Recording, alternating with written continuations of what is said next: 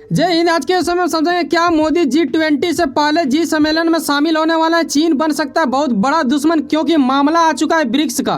क्या है इन विषयों में आइए समझेंगे इस वीडियो में, लेकिन बारीकी से ये भी चीज़ों को हमें समझना चाहिए कि किन चीज़ों को इग्नोर करना चाहिए, क्योंकि हर वो चीज़ सीखने योग्य नहीं होती है। ठीक है, दरअसल यहाँ बात आ रहा है जापान का, क्योंकि इन दिनों बुलाया जा रहा है 19 से लेकर 21 मई के बीच में, और ये मोदी जी जा सकते हैं वहाँ पे।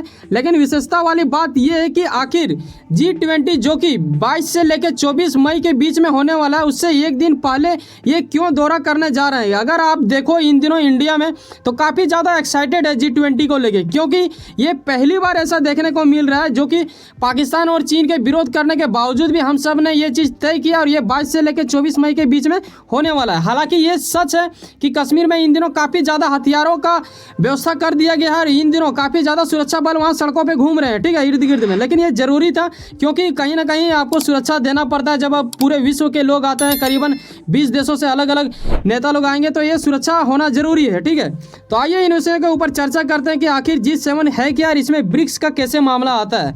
यहाँ जो आप देख रहे हैं ये 7 अलग अलग देशों के नेता लोग आए हैं जो कि G7 में शामिल हो चुके हैं, जो बीते मीटिंग का है। ठीक है, तो यहाँ हम चर्चा करेंगे कि आखिर G7 और G20 में फ़र्क क्या है। दरअसल बस देश का फ़र्क है कि G20 में 20 होते हैं और G7 में 7 होते हैं।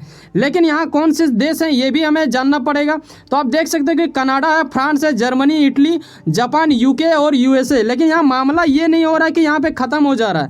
दरअसल इंडिया को बुलाने का मतलब है कि वहाँ सिर्फ मीटिंग होने को नहीं है, इंडिया को कुछ प्रपोजल भी मिल सकता है। क्या मिलेगा, क्या वो इंडिया के लिए सही होगा या फिर हम लोगों के लिए वो वाहियात टाइप का लगेगा, आइए इन विषय के ऊपर चर्चा करते हैं।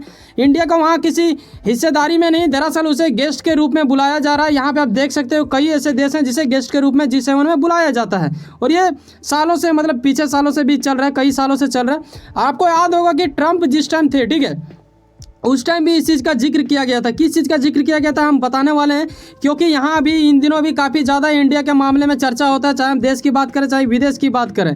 लेकिन क्या पीएम मोदी में वैसा कुछ खास है या फिर इंडिया में कुछ खास है? क्यों हर वो देश हम लोगों से जुड़ना चाहते हैं? ये जो 7 देश आप देख रहे हो, ये कहीं ना कहीं चाहते हैं कि G7 जो है वो काफ़ी दिन हो चुका है, तो अब चलो G8 बनाते हैं। G8 में शामिल कैसे होगा, इसमें इंडिया को किसी भी तरह का ऐड कर लेते हैं, ऐसी मनोस्थिति उन लोग का बन चुका है। क्योंकि इन दिनों देखने को मिल रहा है कि काफ़ी ज़्यादा विदेशी आर्टिकल में, न्यूज़ में ये चीज़ को छपने को मिलता है, देखने को मिलता है, आप पढ़ सकते हो। ठीक है, कई जगहों पे जिक्र चल रहा है। जिस टाइम ट्रंप थे उस टाइम भी ये चीज़ का हुआ था। देखो, ट्रंप के बारे में हम लोग हमेशा कॉमेडी करते हैं, लेकिन देखो ट्रंप एक ऐसा व्यक्ति थे जिसे पता था कि कौन पावरफुल पर्सन है और किसे हमें शामिल करना चाहिए और किस चीज़ को इग्नोर करना चाहिए। ये चीज़ इस बंदा में था। लेकिन अभी जो प्रेजेंट में है बाइडन, उसके अंदर ये गुणवत्ता नहीं है। ये हमेशा लड़ाई वड़ाई में ध्यान ज़्यादा देता है। अभी देखो यूक्रेन का साथ देके रूस के साथ महाभारत युद्ध चालू कर दिया, इन लोग का चलता रहता है, मतलब वहियात टाइप का। ठीक है, तो यहाँ जो इतने देश है, ठीक है, कनाडा हो गया, आपका अमेरिका हो गया, ये सब जो जर्मनी, जापान है। वैसे आपको एक चीज़ बता दें, जर्मनी, जापान, मतलब जर्मनी को छोड़ के, मतलब ये जापान का अगर मैं बात करूँ, क्योंकि जापान में ही मीटिंग होने वाला है अभी,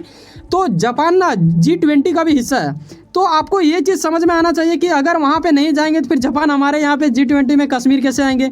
तो ये भी मामला हो जाता है। तो कहीं ना कहीं ये विवश है कि उन्हें G7 में भी जाना ही पड़ेगा, या फिर कुछ अलग हो सकता है, या फिर किसी और को भी भेजा जा सकता है। अब देखते हैं कि क्या होता है। आइए यहाँ समझते हैं कि ब्रिक्स क्या है, जिसमें इंडिया का सबसे बड़ा भूमिका है। यहाँ जो आप देख रहे हो, इसमें 5 देश मिलकर ये ब्रिक्स बना है, जिसमें से देखो ब्राज़ील है, इंडिया है, चीन है, और फिर आपको मिलता है रूस, जो कि इन दिनों आपको पता ही होगा, साउथ अफ्रीका के प्रति मैंने कल एक वीडियो बनाया, जिसको आप जाके देख सकते हो, जाके विजिट कर लेना। काफ़ी ज़्यादा एक्साइटेड पन वाला है, क्योंकि अमेरिका के द्वारा उसे धमकाया जा रहा था और इन दिनों रूस ने उसका सहयोग दिया। मामला आ रहा है कि ये G8 में अगर जुड़ जाते हैं इंडिया, तो क्या वो लोग चुप रहेंगे क्या?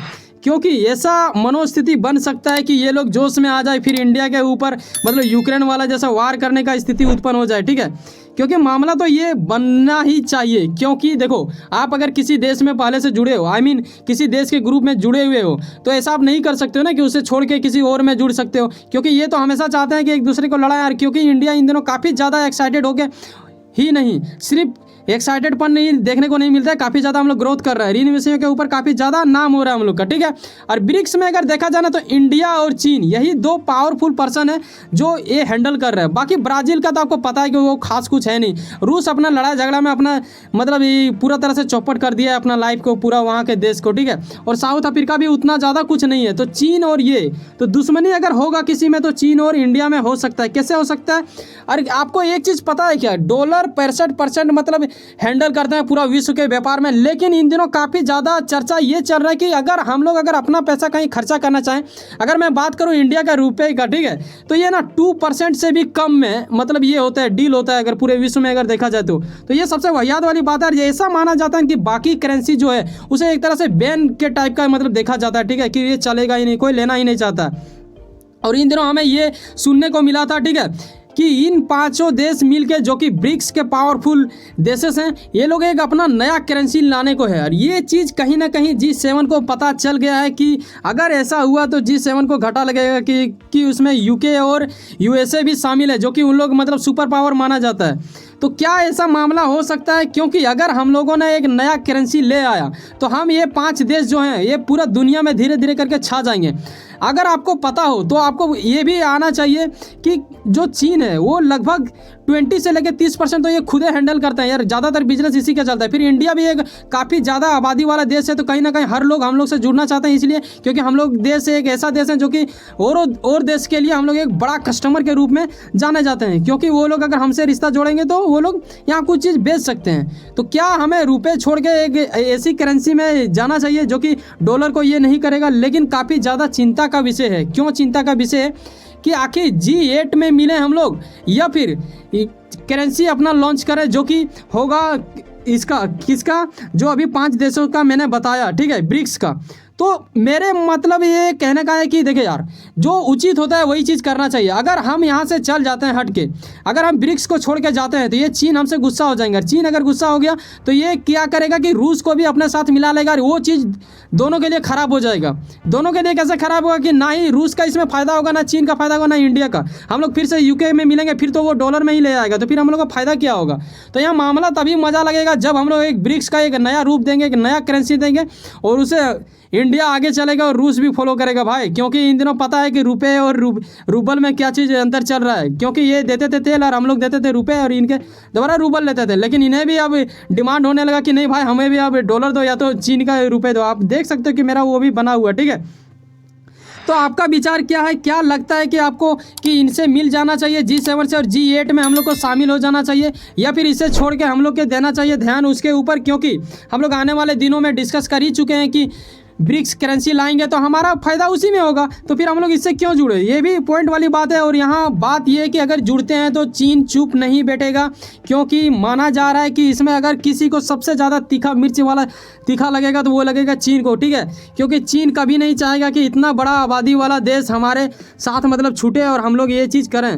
और ये अगर हो गया, ठीक है, अगर हम लोग G8 चल गए इस चीज़ को छोड़ के, ब्रिक्स को छोड़ के, तो ये चीन क्या करेगा कि धीरे धीरे ये बात करेगा इससे पुतिन से, और पुतिन भी इसमें मिल जाएगा और हम लोगों का वाट लग सकता है। क्योंकि ये थोड़ा और मतलब ये भी होगा, वाहियातपन भी होगा। और वैसे भी इंडिया नहीं करेगा ऐसा, क्योंकि हम लोग का मतलब ये परंपरागत से मतलब देखा गया है कि हम लोग कभी मतलब छल कपट नहीं करते, ठीक है। जो भी करते हैं डायरेक्टली करते हैं। हाँ, बिजनेस करते हैं वो अलग बात है, लेकिन हम लोग बुराई के साथ ये नहीं करते, ना ही करना चाहेंगे। अगर ऐसा होगा भी, जुड़ेंगे भी, तो हम लोग ब्रिक्स का भी हिस्सा रहेंगे और G8 का भी हिस्सा रहेंगे। ऐसा हो सकता है क्या? ऐसा हो सकता है या नहीं हो सकता? आप अपना राय बता सकते हो। इन दिनों जयशंकर के बारे में आपको पता है कि हमारे देश का शेर माना जाता है। यहाँ हमारा रिश्ता भी ठीक ठाक है, लेकिन हाँ, दुश्मन ही माना जाता है। ये ऊपर मन से ऐसे करते हैं चीन वाले, लेकिन अंदर से ये चाहते हैं कि इंडिया से हम लोग आगे बढ़े।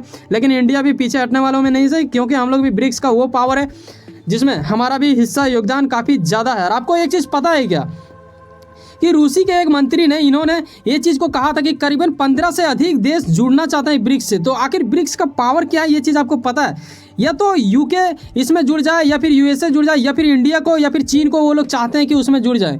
हम बात कर रहे हैं एक ऐसे इलाके का जहाँ पे बम बारूद हो रहा है और अभी G7 वहाँ पे हो रहा है। आइए इन विषयों के ऊपर जब हम चर्चा कर रहे हैं तो ये जान भी लेते हैं कि सिर्फ यहाँ वो सिर्फ खाने पीने के लिए नहीं गए हैं मोदी, ठीक है। वहाँ बात होगा कुछ अलग चीज़ का, और आने वाले दिनों में हमें पता चल ही जाएगा। ये 19 से लेकर 21 मई के बीच दौरा होने वाला है। लेकिन यहाँ ये समझ लो कि हिरोशिमा, जिसके ऊपर आपको पता है कि काफ़ी दुखनीय स्थिति हुआ था वर्षों पहले, कब 1945 में आपको पता है कि वहाँ पे परमाणु बम गिरा दिया गया था जिसमें 1,40,000 लोग मर चुके थे।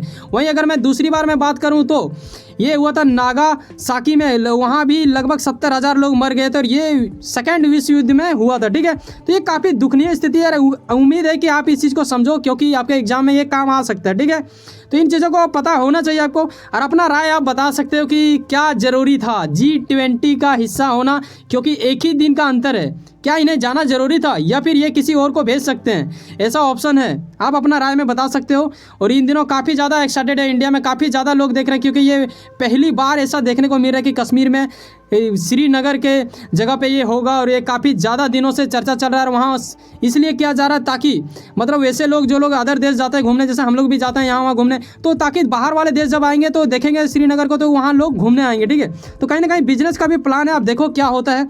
वैसे सुनो ना कहीं आप कुछ ना कुछ उम्मीद करते होंगे और उम्मीद के प्रति आपका काफ़ी ज़्यादा मेहनत लगा हुआ होता होगा, तभी आप उम्मीद करते होंगे और आपको वो मिले। वैसे सुनो ना, सब्सक्राइब कर लो पावर ऑफ चांस और जुड़े रहो मुझसे, क्योंकि मैं भी आप ही की तरह बिल्कुल वही प्रोसेस वाला मेहनत करता हूँ। एक वीडियो बनाता हूँ, तैयार करता हूँ, रिसर्च करता हूँ, फिर आप तक पहुँचाता हूँ ताकि आप कुछ इनसे सीख सके।